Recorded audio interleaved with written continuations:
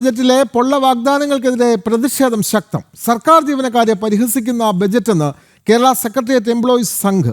3 മാസത്തിനകം 12ാം ശമ്പള കമ്മീഷൻ രൂപീകരിച്ച് റിപ്പോർട്ട് സമർപ്പിക്കും എന്നത് നടക്കാത്ത കാര്യം. ഫെബ്രുവരി മാസം നിയമസഭാ പെരുമാറ്റച്ചട്ടം നിലവിൽ വരുന്നതോടെ ബജറ്റ് പ്രഖ്യാപനം നടപ്പാകില്ല എന്നും എംപ്ലോയീസ് സംഘ് അഭിപ്രായപ്പെട്ടു.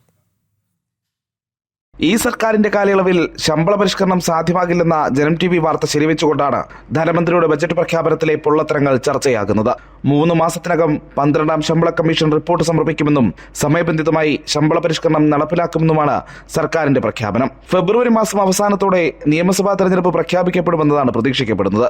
തെരഞ്ഞെടുപ്പ് പെരുമാറ്റച്ചട്ടം നിലവിൽ വന്നാൽ പിന്നെ ബജറ്റ് പ്രഖ്യാപനം നടപ്പിലാകില്ലെന്ന് കേരള എംപ്ലോയീസ് സംഘ് ചൂണ്ടിക്കാണിക്കുന്നു. കേന്ദ്ര സർക്കാരിന്റെ 16ാം കേന്ദ്ര ധനകാര്യ കമ്മീഷൻ ഗ്രാന്റ് മാത്രമാണ് ഇനി കേരളത്തിലെ ജീവനക്കാരുടെ ഒരേ ഒരു ആശ്രയം. സർക്കാർ ജീവനക്കാർക്ക് മുഴുവൻ DA കുടിശ്ശിക നൽകുമെന്നും സർക്കാർ ജീവനക്കാരുടെ 12ാം ശമ്പള പരിഷ്കരണം നടപ്പിലാക്കുമെന്നൊക്കെ അദ്ദേഹം പ്രഖ്യാപിക്കുന്നു.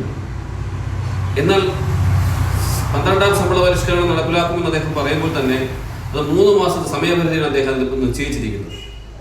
1 മാസം കഴിയുമ്പോൾ ഇലക്ഷൻ വരുന്ന സാഹചര്യത്തിൽ ഒരിക്കൽ പോലും 3 മാസം സമയപരിധി കൊണ്ട് ഈ സർക്കാരിന് അങ്ങനെ ഉത്തരവാദിത്വം ചെയ്തെടുക്കാൻ സാധ്യമല്ല തന്നെ.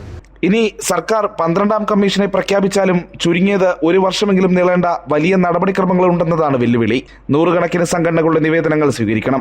വകുപ്പ് മേധാവികളുമായുള്ള ചർച്ചകളും സർവീസ് സാഹചര്യങ്ങളെക്കുറിച്ചുള്ള പഠനങ്ങളും വേണം. ഒരേ തസ്തികകളിലുള്ളവരുടെ ശമ്പള വൈവിധ്യം പരിഗണിക്കണം എന്നീ പ്രശ്നങ്ങളും നിലനിൽക്കുന്നു. അപ്പോഴാണ് വെറും 3 മാസം കൊണ്ട് 12ാം ശമ്പള പരിഷ്കരണം നടപ്പിലാക്കുമെന്ന പ്രഖ്യാപനം.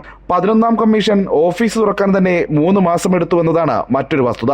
2019 നവംബറിൽ നിയോഗിച്ച 11ാം ശമ്പള പരിഷ്കരണ കമ്മീഷൻ റിപ്പോർട്ട് നൽകിയത് 13 മാസം കഴിഞ്ഞാണ്.